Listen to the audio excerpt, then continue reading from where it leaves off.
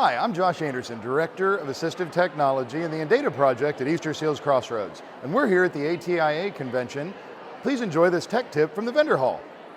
So, hi, I'm Daniel Lubiner. I'm the founder and executive director for TouchPad Pro Foundation.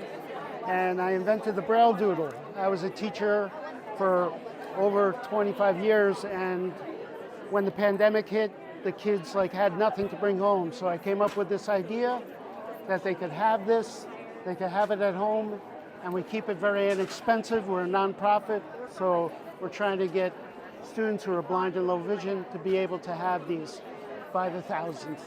Okay, so this is the Braille Learning side.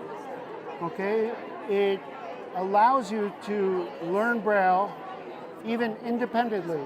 If you're alone, perhaps you're an adult who went blind later in life. You could take this out of the box, go to the website, follow videos, and you could start learning Braille all on your own.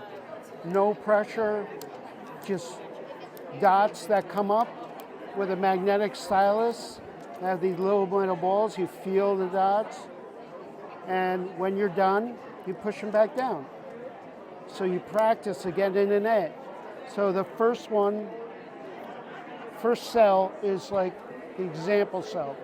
It has 1, 2, 3, 4, 5, 6 dots, but only the dot works that makes a letter. So you have A, and then you come over here and you copy it. And then you feel the real thing down here. So you make a B, and then you copy it over here. But on this side you can mess up. So does that match? No, so I could push these back down until it matches. And now it matches. C, C.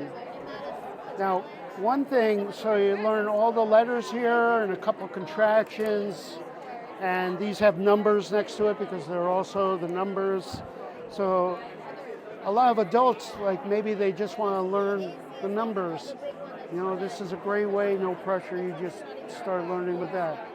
Or early learning kids, it's been great with preschool kids, have loved it. So down here you also go to words and sentences, right? Because it's important. A lot of things out there will teach you 1 letter or 2 letters, and you go on it, but you gotta move on. As a reading teacher, we went on to fat cat sat, the fat cat sat on the mat, you know, and so on. And then you're reading and writing, you know, and keep giving that example of what the real standard size Braille feels like.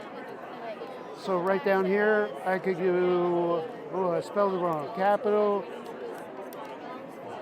well, I'm doing it wrong, capital D, A, N, that's my name, Dan, okay? And then on this side, we call this the doodle side, BrailleDoodle, right? So the doodle side, you could just do all kinds of different things. As you move this around, and it just lifts up the metal balls, and they stay up just right until you're ready to push them back down. And you could just sweep them back down like this. You also have a built-in XY axis. So you could do XY graphing. Graphing, it's so hard to find something that the students can do to make graphs instantly. But with this, even high school kids can start doing those graphs. We also have stencils, so we could start learning art concepts or different math concepts, and we could make different stencils in the future. So you just slide this on. Okay.